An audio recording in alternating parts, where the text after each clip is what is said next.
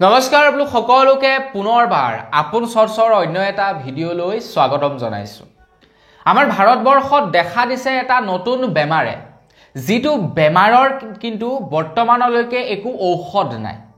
যেহেতু এই বেমাৰটোৱে নতুনকৈ দেখা দিছে, সেইবাবে এই বেমাৰটোৰ প্ৰতিষেধক মানে বেমাৰ যেনেকৈ জ্বৰ হলে আমি পেৰাচিটামল খাওঁ, বিষ হলে আমি নিমুচুলাইট খাওঁ বা গেছ হলে অমিপ্ৰাজল বা গেছৰ ঔষধ খাওঁ, ঠিক তেনেকৈ এই বেমাৰবিধ নতুনকৈ দেখা দিছে আমাৰ ভাৰতত।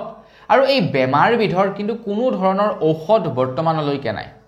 অকল আমাৰ ভাৰতেই নহয়, গোটেই বিশ্বতে এই বেমাৰৰ কোনো ঔষধ নাই বৰ্তমানলৈকে। গতিকে এই বেমাৰটোনো কি, কেনেকৈ আপোনালোকে গম পাব যদি আপোনালোকৰ দেহত এই বেমাৰটো হয়, তো ইয়াৰ সম্পৰ্কে মই আজি আপোনালোকক এই ভিডিঅ'টোত জনাম। তো ভিডিঅ'টো প্ৰথমৰ পৰা শেষলৈকে চাই থাকিব। মই শ্ৰী পাঞ্জী গগৈ, আপোনালোকে চাই আছে আপোন চৰ্চ। আহক আৰম্ভ কৰোঁ আজিৰ ভিডিঅ'। আগবাঢ়িছোঁ খবৰটোৰ ফালে আগবঢ়াৰ আগতে লাইক এটা কৰিবলৈ নাপাহৰিব, ৰিকুৱেষ্ট কৰিছোঁ লাইক এটা কৰিব। চেনেল যদি ছাবস্ক্ৰাইব কৰা নাই তেন্তে চেনেলটো ছাবস্ক্ৰাইব কৰি ল'ব। আমাৰ ভাৰতবৰ্ষত এটা নতুন বেমাৰে দেখা দিছে। বৰ্তমান দুটাকৈ শিশুৰ গাত এই বেমাৰটোৱে দেখা দিছে। এটা শিশু যাৰ বয়স নেকি 8 মাহ, অন্য এটা শিশুৰ বয়স হৈছে 3 মাহ। এই দুটা শিশুৰ গাত এই বেমাৰটোৱে দেখা দিছে। আৰু যিসকল নেকি বৃদ্ধ আছে, ছিনিয়ৰ চিটিজেন, তেওঁলোকৰ গাতো এই বেমাৰটোৱে আক্ৰমণ কৰিব পাৰে বুলি জনাইছে। এতিয়া আমাৰ যিটো জেনেৰেশ্যন বা ধৰি লওক আপোনাৰ 15-16 বছৰৰ ওপৰ বা 60 এজৰ তলৰ যিসকল এজৰ ব্যক্তি আছে, তো তেওঁলোকৰ ইমিউনিটিটো অকণমান ষ্ট্ৰং থাকে, মানে বেমাৰৰ সৈতে যুঁজিব পৰা ক্ষমতাটো অকণমান শক্তিশালী থাকে। সেইকাৰণে যিকোনো এটা বেমাৰে আমাক এটেক কৰিব নোৱাৰে। কিন্তু যিসকল সৰু সৰু বাচ্চা, যিবিলাক নেকি ডাঙৰ মানুহ, তো তেওঁলোকে পটকৈ কোনো এটা বেমাৰৰ সৈতে যুঁজিব নোৱাৰে, কাৰণ তেওঁলোক যথেষ্ট উইক থাকে, যথেষ্ট দুৰ্বল থাকে শাৰীৰিকভাৱে। গতিকে তেওঁলোকে কোনো এটা বেমাৰৰ সৈতে যুঁজিব নোৱাৰে, আৰু সেইবাবে এই নতুন বেমাৰবিলাকে তেওঁলোকৰ দেহত বেছিকৈ ধৰা দিয়ে। এতিয়া সৰু বাচ্চাটোৰ দেহত ইমিউনিটিৰ লেভেল খুবেই কম থাকে। এতিয়া সেই বাচ্চাটোৰ দেহত যেতিয়া নেকি কিবা এটা বেমাৰে দেখা দিয়ে, সেই বেমাৰটোৱে অধিক মানে বেয়া ৰূপ লৈ লয় সৰু বাচ্চাৰ গাত। গতিকে এই যিটো নতুন বেমাৰ আহিছে, সেই বেমাৰটোৱে সৰু বাচ্চা আৰু ডাঙৰ মানুহবিলাকক বেছিকৈ এটেক কৰে বুলি জনাইছে। এতিয়া এই বেমাৰবিধৰ নাম কি? বেমাৰবিধৰ নাম হৈছে HMVP।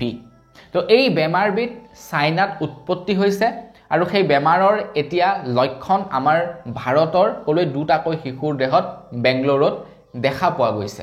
এটা শিশুৰ বয়স 8 মাহ আৰু এটাৰ বয়স হৈ গ'ল 3 মাহ। ইমান সৰু শিশুৰ দেহত দেখা পোৱা গৈছে। এতিয়া এই বেমাৰৰ লক্ষণসমূহ কি?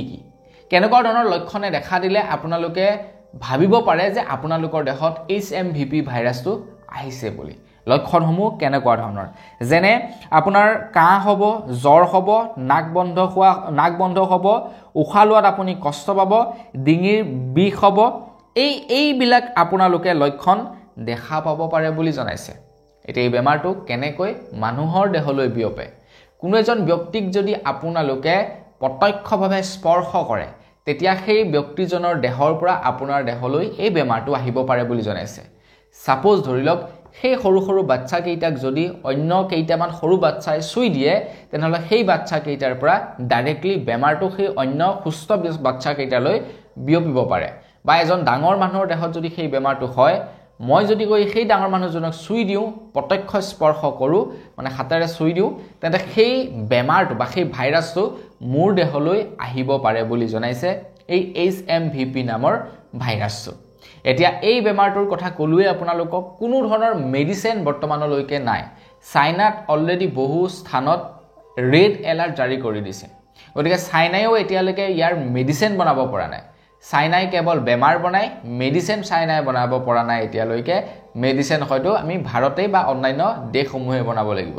2019 চনত COVID-19ৰ জন্ম হৈছিলে। এতিয়া 2025 চনত HMVP ভাইৰাছৰ জন্ম হৈছে চাইনাত।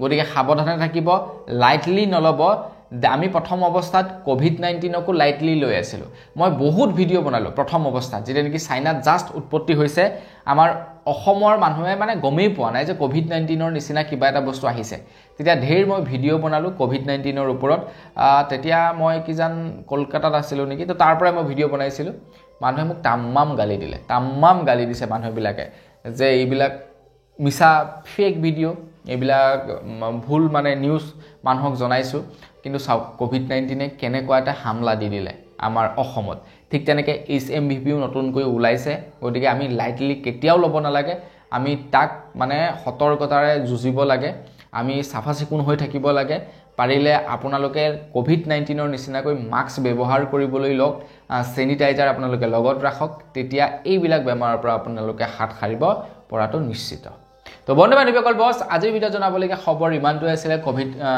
HMVPৰ ওপৰত তো জানি কেনেকুৱা লাগিলে কমেণ্ট কৰি জনাব যদি ভাল লাগিলে লাইক এটা কৰিব চেনেলটো ছাবস্ক্ৰাইব কৰা নাই ছাবস্ক্ৰাইবটো কৰি ল'ব পুনৰ এটা ভিডিঅ' লগ পোৱাৰ খাতিৰত বিদায় মাগিছোঁ ধন্যবাদ জয় অসম